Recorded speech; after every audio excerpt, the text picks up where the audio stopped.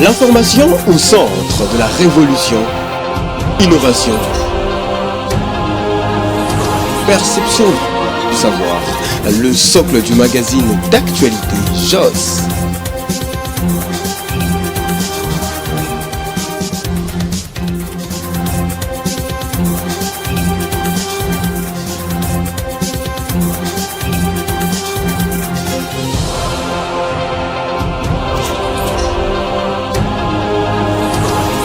Bienvenue mesdames et messieurs dans cette édition du magazine d'actualité JOS et merci d'avoir porté votre choix sur nous pour vous informer.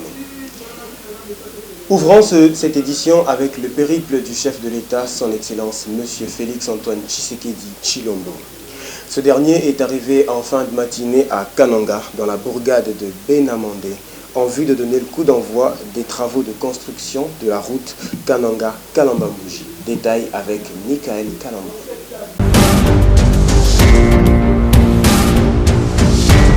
Arrivé en fin de matinée à Kananga, le président Félix-Antoine Tshisekedi Tshilombo s'est immédiatement rendu dans la bourgade de Benamandé à la sortie sud de Kananga pour procéder au lancement des travaux. C'est en personne que Félix-Antoine Tshisekedi Tshilombo, président de la RDC, a pris place à bord d'un tracteur et a donné le coup de démarrage. Un nouveau pont de 150 mètres sera jeté sur la rivière Loloa 11 de Kananga, sur la RN1 et 2 bacs sur les rivières Loïtad et Kassai.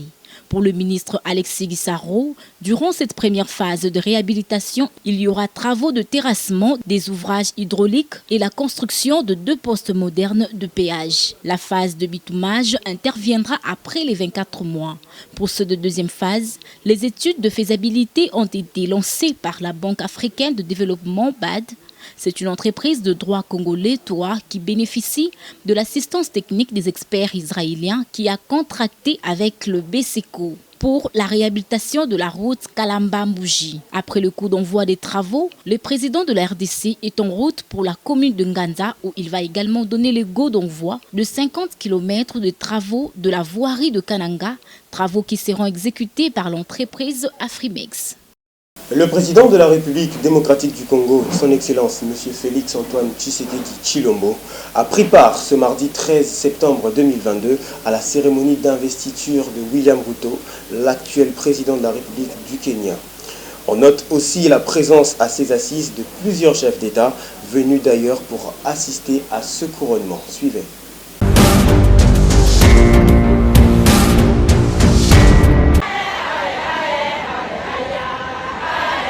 C'est au cours d'une cérémonie d'investiture que William Ruto devient officiellement le 5e président du Kenya, après une élection serrée mais pacifique. Une main posée sur la Constitution, l'autre tenant la Bible comme à la coutume, le nouveau chef de l'État kenyan a prêté serment au stade Karasani de Nairobi en présence de Félix-Antoine Tshisekedi Tshilombo ainsi que d'autres chefs de l'État et du gouvernement venus d'ailleurs. Dans son discours d'investiture, William Ruto a mentionné 2 fois la RDC, notamment dans les grands projets de la construction de la route qui va à partir de l'est du Congo-Kinshasa jusqu'au port kenyan de Mombasa, baignant dans l'océan Indien. Une nouvelle qui maintient un climat de confiance entre Nairobi et Kenya dans la poursuite des projets de coopération. Notons que le président sortant entretient des relations amicales avec le président de la République démocratique du Congo.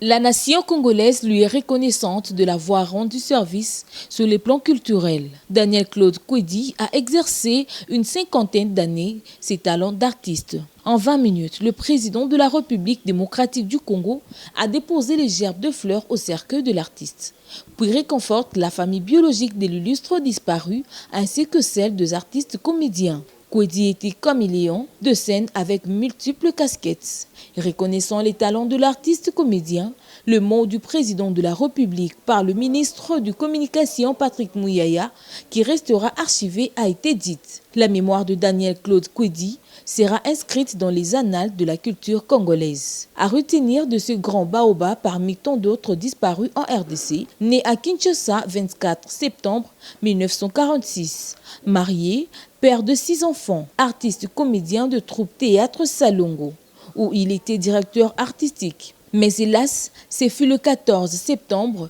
2022 à la RTNC qu'il a reçu ses derniers hommages, si haut placés par le chef de l'État congolais, Félix Antoine Tshisekedi Tshilombo, puis après conduit à son dernier demeure entre ciel et terre.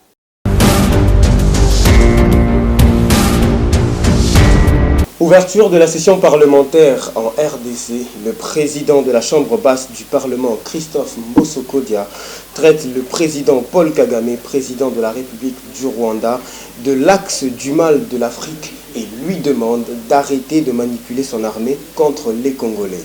Suivez les détails avec Onur Ilunga.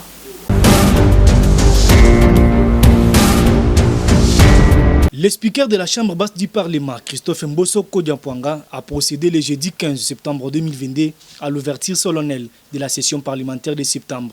Devant les élus du peuple, les membres du gouvernement et autres personnalités du pays, Christophe Mbosso Kodia a évoqué la question relative à l'agression de la République démocratique du Congo par l'armée rwandaise à travers les groupes armés du M23. Il a par ailleurs qualifié le président du Rwanda, Paul Kagame, de l'acte du mal en Afrique qui manipule son armée contre les citoyens congolais. Chers collègues, nous voulons vivre en paix avec le peuple rwandais. Que le président Kagame, l'axe du mal africain,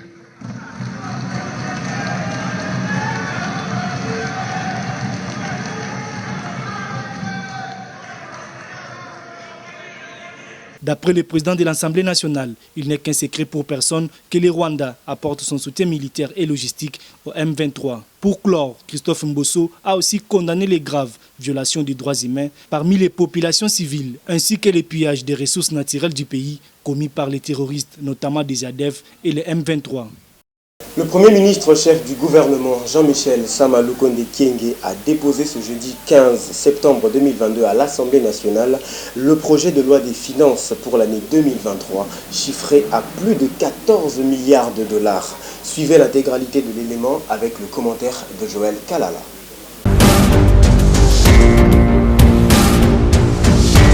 À l'occasion de l'ouverture de la session ordinaire parlementaire, le Premier ministre Jean-Michel Sama Lukonde a déposé le projet de la loi des finances de l'exercice 2023 ce jeudi 15 septembre 2022. Assisté par quelques membres de son gouvernement, Jean-Michel Sama Lukonde est parti de la salle du congrès du Palais du Peuple pour se diriger vers les bureaux de l'Assemblée nationale où le dépôt a eu lieu. Au cours de son discours de la session de ce mois en cours, Christophe Mbosso avait demandé au gouvernement à poursuivre la politique de diversification de l'économie nationale dans la loi des finances en s'appuyant sur les secteurs porteurs de croissance. Signalons que durant cette session de septembre, la priorité sera accordée à l'examen et au vote de la loi des finances de l'exercice 2023. Le ministre des Finances, son Excellence M. Nicolas Kazadi, a lancé ce 12 septembre 2022 le séminaire de renforcement des capacités des inspecteurs et vérificateurs des régies financières en système OHADA révisé. Le ministre des Finances dit soutenir la vision du chef de l'État lors de son adresse. Propos recueillis par Inès Touma.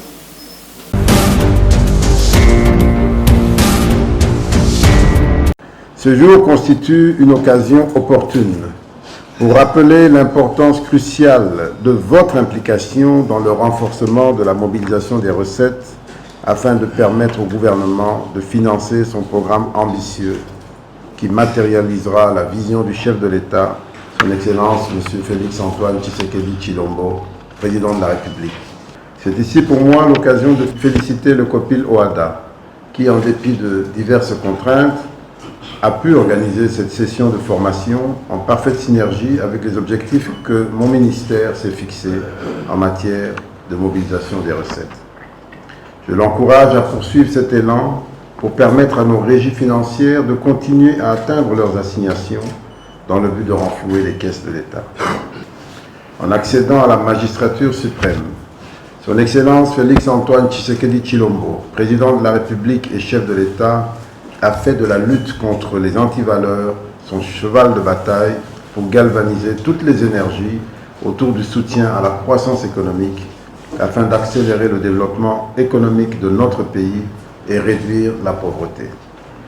Sous la houlette de son Excellence Monsieur le Premier ministre, chef du gouvernement, s'est résolu de mener un combat sans merci pour disposer de moyens accrus à la hauteur des potentialités de la République afin de reconstruire le pays et répondre aux attentions de la population. C'est donc ensemble que nous relèverons le défi de la mobilisation des recettes publiques en usant avec efficacité des outils mis à notre disposition. Et à cet égard, nous avons besoin de vous, de votre savoir-faire, de votre expertise, pour nous aider à voir plus clair dans ce qui se passe au sein de nos entreprises et au sein de nos régies. Je ne peux espérer accomplir mon plan d'action et atteindre les objectifs qui me sont assignés par le chef de l'État sans votre appui. Chaque fois que je reçois des félicitations pour les performances, ce sont des félicitations qui vous sont également adressées. Et chaque fois que nous reculerons, c'est ensemble que nous reculerons. Voilà pourquoi j'ai estimé important d'être ici aujourd'hui, parce qu'il fallait manifester l'intérêt que j'avais pour ce travail de cuisine, ce travail de plombier que vous faites en matière de comptabilité. Spoliation des biens du patrimoine mobilier et immobilier du ministère de l'enseignement primaire, secondaire et technique dans la ville de Kinshasa. Le ministre de l'EPST, son Excellence M. Tony Mwaba Kazadi, met en place une commission pour identifier les auteurs afin d'y trouver des solutions idoines. Suivez.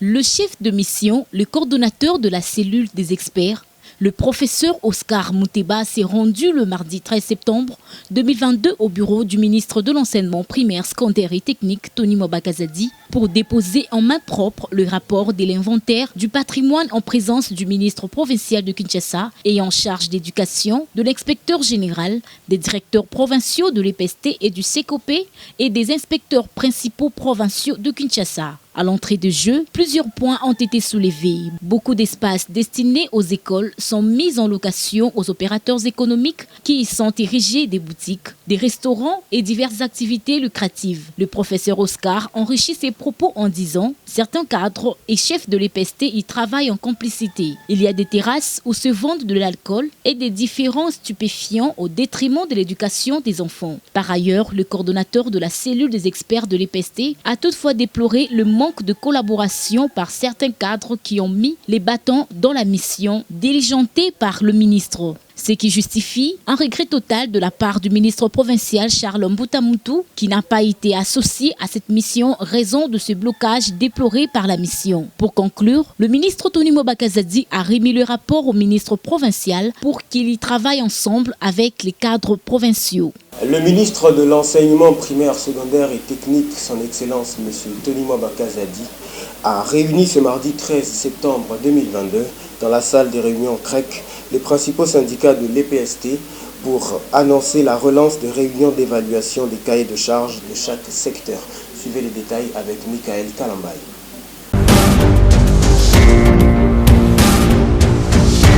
C'était le mardi 13 septembre 2022 que le warrior Tony Mwaba Kazadi, ministre de l'enseignement primaire, secondaire et technique, avait réuni dans la salle des réunions CREC les principaux syndicats de l'EPST pour annoncer la relance des réunions de l'évaluation des cahiers de charges de chaque secteur. Cependant, le ministre Tony Mwaba Kazadi a indiqué l'opportunité de reprendre des réunions car il y a certains syndicalistes qui ne savent pas identifier le problème, trouver la cible avant de définir les actions à mener. Ce qui justifie l'urgence d'organiser la formation des syndiqués pour leur donner les ABC de mener les actions concernant les revendications. En outre, le ministre Tony Mwaba Kazadi s'est insurgé contre certaines pratiques illicites entretenues par certains syndicalistes qui s'y mixent dans l'administration. Le patron de l'EPST a abordé les questions d'actualité au niveau de l'EPST, notamment la mission envoyée dans les provinces pour identifier les syndicalistes, la caisse de retraités des enseignants, le comportement des syndiqués et les félicitations au ministre pour le dialogue permanent. permanents. En guise de conclusion, le ministre Tony Bobakazadi a exhorté les permanents et les délégués syndicaux de l'EPST à restituer les conclusions à la base.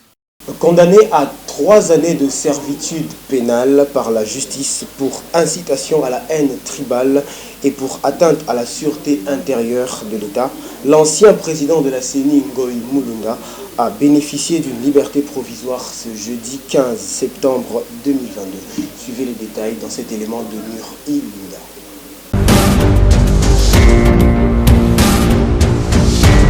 Incitation à la haine tribale, propagande des faux bruits et atteinte à la sécurité intérieure de l'État sont ceux-là les éléments reconnus à sa charge. Ngoï Mulunda, ancien numéro 1 de la centrale électorale de la République démocratique du Congo, a été mis en liberté provisoire le jeudi 15 septembre 2022 après avoir purgé 21 mois sur les 3 ans qu'il avait écopé en janvier 2021 et une amende de 500 000 francs congolais. L'annonce a été faite par son avocat Jean Bouilly.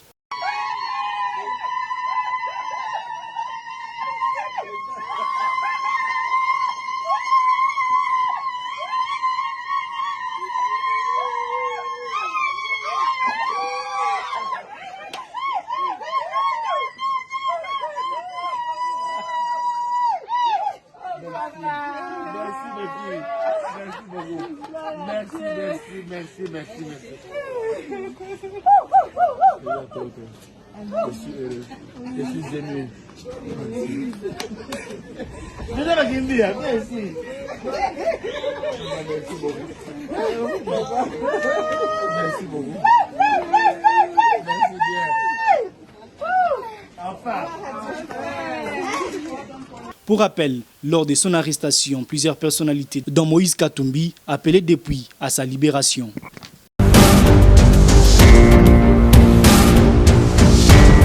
Vent souffle en Ngaliema dans le quartier des anciens combattants où tout a commencé avec le président du mouvement démocrate pour le progrès du Congo, MDPC en sigle, Jean-Paul Toumba. Accompagné d'une forte délégation, a cependant effectué une descente dans la dite commune, précisément dans des hôpitaux, en commençant à l'hôpital Saint-Christophe où il a payé toutes les factures de 3 femmes ayant accouché depuis un bout de temps mais internées longtemps par manque d'argent. En retour, la mère des jumelles remercia avec toute aisance et sincérité le président de MDPC pour cette action inoubliable. La petite merci la président Jean-Paul Toumba na acte à salir pour la réception de la maternité.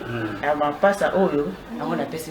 Vu cette atmosphère de joie, l'infirmière de l'hôpital remercia aussi à son tour Jean-Paul Toumba et demande de revoir leur situation de l'hôpital au moment venu. À l'entrée de jeu, le patron du MDPC continue sa tournée cette fois-ci à l'hôpital dans de Ngaliema où il manifeste les mêmes œuvres de charité avec 2 femmes venant d'accoucher dont l'une profite de l'occasion pour doter son bébé. Le nom du ministre des Finances Nicolas Kazadi, vu son honnêteté de servir la population comme le veut le chef de l'État. Le président Jean-Paul Toumba a salué l'Ibiso vraiment. Depuis lundi passé, moi la belle kinga. Donc, Fatima Kenyake Bima, n'a cocaté, n'a souffert vraiment à.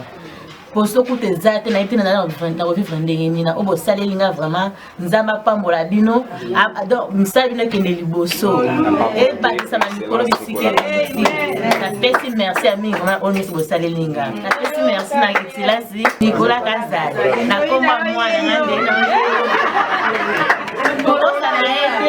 le téléphone a raison beaucoup na bino denga kando na tanonso osungai na ono se déjà discuter pour na. À sa sortie, l'homme de Ngaliema n'a pas hésité de manifester sa bonne foi envers un jeune adolescent sorti du coma mais interné toujours à l'hôpital par manque d'argent. Une situation fortement touchante et permet à ce que le président du MDPC s'exprime devant la presse en explicitant le but de ses actions. Le plus important, c'est aider d'abord notre population. Et j'en profite aussi pour remercier son Excellence, Monsieur le Président de la République, Fachi Béton, qui fait en sorte que nous, les jeunes leaders, nous puissions aussi promouvoir à l'émergence de notre pays. Et remercier aussi notre ministre, Nicolas Kazadi, pour son appui personnel et son soutien pour le MDPC.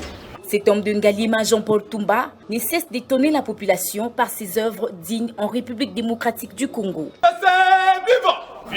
C'est ainsi, mesdames et messieurs, que nous mettons complètement fin à cette édition. Quant à moi, je vous retrouve dans les tout prochains jours. Portez-vous bien. Au revoir.